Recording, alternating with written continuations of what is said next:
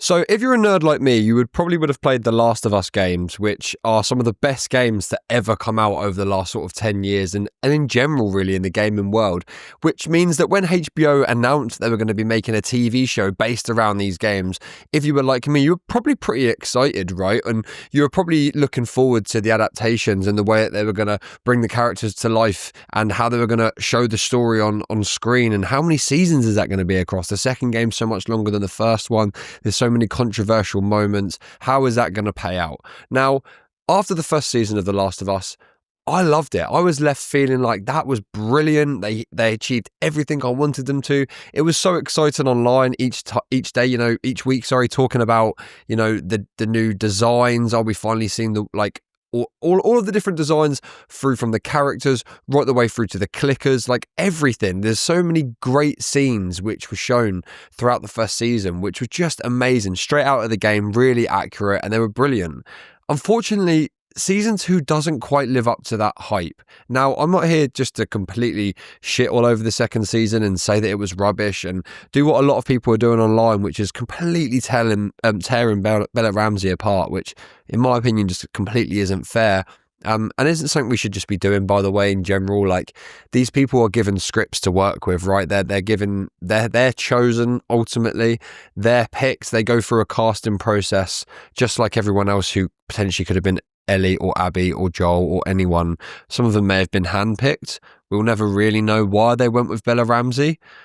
That's not her fault. She was ultimately picked to play that role, and I do think she is really good in certain moments. For the emotional scenes where Ellie's meant to be vulnerable, she's brilliant at it. But that's actually kind of my issue with it, is that Ellie isn't meant to be this vulnerable in this part of the second game, or second season, if you like, because she's really on a rampage. She's really angry. She's killing people time after time again.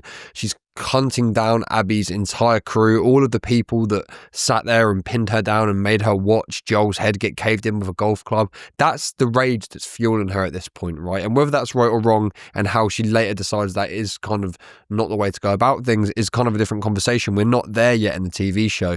But what the TV show is painting a picture of this kind of like scared little girl who doesn't really know what she's doing.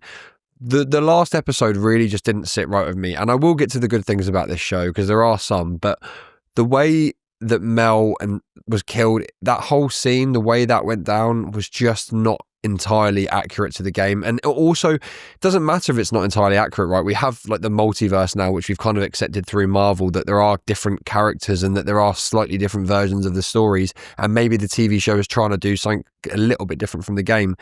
Weird considering there's so much accurate stuff to the game. They haven't gone off entirely off course on that stuff, but ultimately they did go off course with the way that Mel dies, and the way that Ellie reacts to it. If you go and watch the game scene, she is attacked first, right? She kills the man whose name is escaping me right now, and it's really frustrating me because I'm doing a review and it's really annoying me. It's really frustrating me.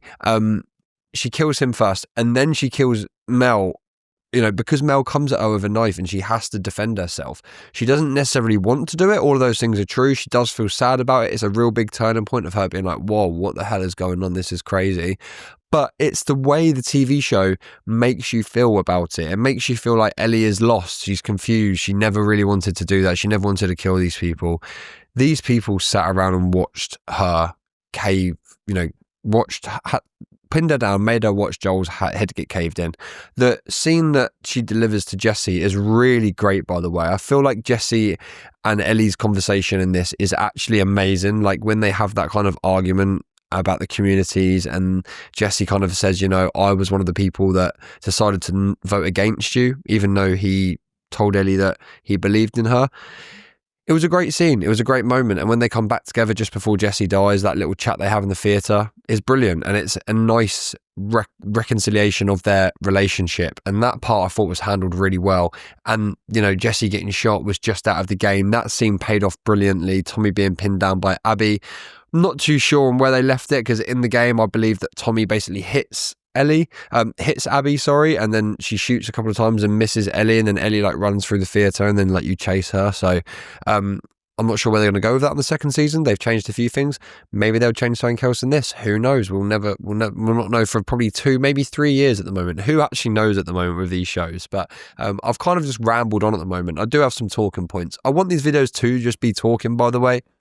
I don't want them to necessarily be edited too much or too heavily changed. I love chatting and I can talk for England, so I will just continue to talk. But some of the notes I have is that Ellie and Dina, their relationship was actually brilliant. That was part of the second season that I really, really liked. The actress that plays Dina, I'm not sure of her name, she is actually really, really good as Dina, and their relationship throughout is good.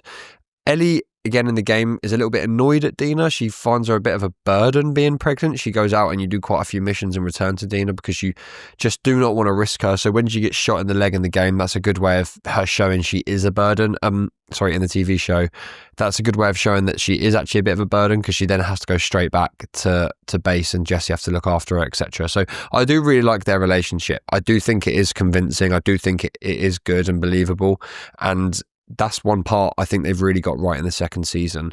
Now, Jesse's death in the show was a lot more impactful, I felt. He had a bigger role to play in that second season. They fleshed his character out a little bit more, which I thought was good because Jesse in the game is quite perfect and never really has that argument like a big star with Ellie in the TV show.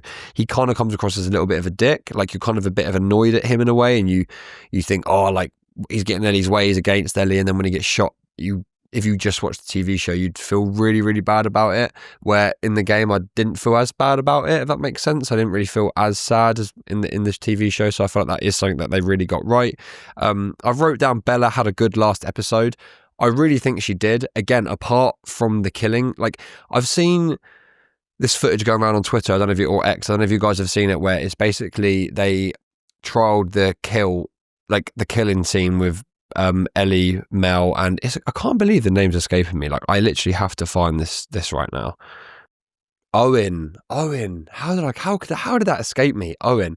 And they did film a scene where like it's a bit more savage, but because of the height differences and the size of the characters they pick, it just didn't look right. Which I agree with what they said, by the way. It didn't look right, but they're the characters you've picked. Like, what did you expect? This is exactly the sort of things you should have been testing. Bella Ramsey, they're not a big like person. Like what? Do you know what I mean? That's not her fault, but what did you expect? I don't know. I don't really know what you expected.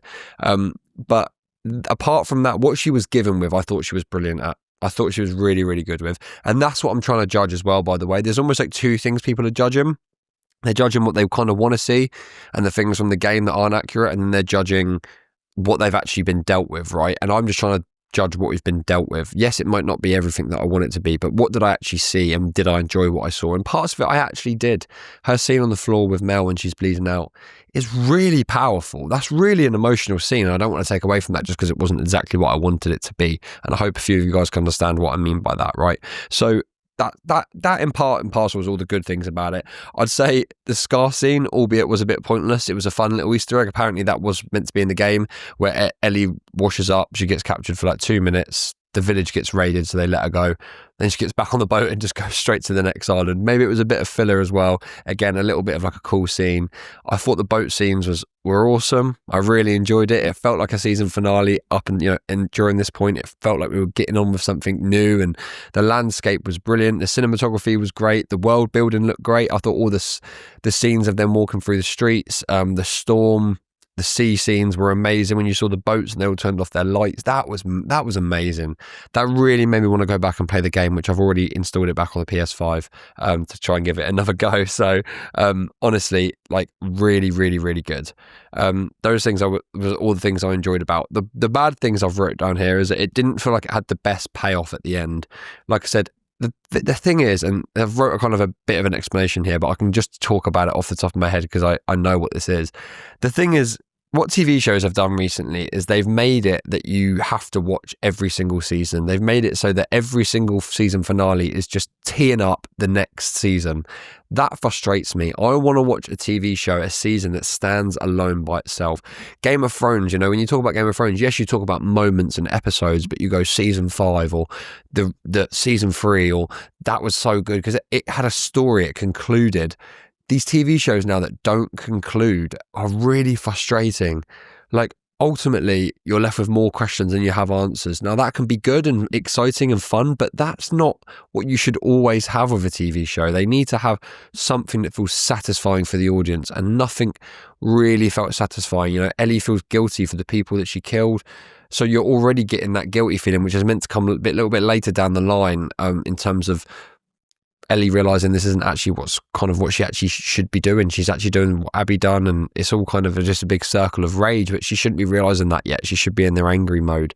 And then for it to end on that blank screen with a gunshot is very, I don't know. I wasn't happy with it. It wasn't a good payoff, and that's I think a good way to explain it, I believe. So yeah, I'd just say that wasn't a great payoff. I'd say the weird changes with Mel's death. I've been over that. Not sure why they did it. What came out was good. Not sure why they decided to do that. And yeah, I said a disconnect from what it wants to be. Sometimes it's a 1-to-1 ratio with the game, and sometimes they change so much. And that's ultimately why you're going to get fans angry online. I'm not here to be some sort of Gandhi and to say something that's completely like new and you know, you all know this. But for example, there's been 3 different Spider-Men, there's been 5 different Batmans, there's been 6 different Supermen, you know, whatever you want to say. They all have a slight different iteration. Yes, fans online argue who their favourite is and whatnot, but realistically, most people can just go, they're just new iterations, right? You kind of just accept them and you judge them, and they've all kind of worked. Like, look at the latest version of Spider-Man. I'd say he's probably the most famous, most popular version at the moment, Tom Holland, and he had a different sort of MJ, had Ned, no Harry, all that sort of stuff, right? The issue you're getting here in The Last of Us is that you're making it such a close parallel whilst also not quite being parallel. So it should be like this, right? So it should be 2 straight lines, but it's almost like this. So eventually, somewhere down the line, you're getting a rub and you're getting a clash, because what you're setting yourself up for is sort of failure. You know, not killing off the dog, not killing off the horse. I understand, you get it, that's a Hollywood rule, whatever you want to say. You're doing these tiny little changes, though, that make the story so important. You're making Ellie not kill people in a physical way and just shooting them. Her being really emotional is like, you're changing these minute details whilst telling the exact same story. You're not doing what a Spider-Man would do in terms of making them different characters. Sorry, that's my ring doorbell. You're not bringing them in like they're different characters. You're not bringing them in as new people. You are telling the exact same story in the exact same way, but changing things that are going to piss people off. And I get you want to put your own spin on it. That's fine, but you're not putting your own spin on things. You're just making them worse. And like, by doing the exact same death scene in a different way. Why are you doing that? There's no need to do that. Keep the Owen and Mel death scene the same. Don't piss people off. Keep it simple. That's all you had to do. But look, you can't be happy with everything. I understand that there's got to be things that are going to change, and they're probably going to do the same in season 3. I actually love Abby's story, and I can't wait to see where they take that and what they do. I can't wait to spend a whole season with Abby. Sorry, I got interrupted there, but as I was saying, I cannot wait to spend season 3 with Abby. She is actually my favourite character in the Last of Us series, just because of how much I enjoyed the second game. I played them both back to back in like a span of 2 weeks when I had no work or anything like that, and it was just unbelievable. But Abby's story for me just is so good. It's so rich and deep, and the more you get to play and the more you get to explore. I actually loved the way they left that on season 2 at the end, with her overlooking like the football stadium or that whatever it is, baseball stadium. That is great, and I cannot wait for that, and everyone should be excited for that. I just hope some of the discourse becomes a little bit positive, and we can just look forward to these coming out and not put strain on these actors and actresses. And there's no need for it, guys. Like, you're okay to dislike a TV show without going crazy with it. But look, I'm just going to come on here all the time, talk about films, talk about TV shows, talk about everything. If there's anything in particular you actually want me to talk about, please just let me know. Drop a comment, whatever you want to do, like, subscribe, all that good stuff. Keep me around, keep me wanting to post stuff and do more things. I might mix up the content, bring a bit more camera on the move sort of thing. Not sure. We'll see what happens. But yeah, if you did enjoy, please like, comment, subscribe, all the good stuff, and I'll catch you next time. All right, peace.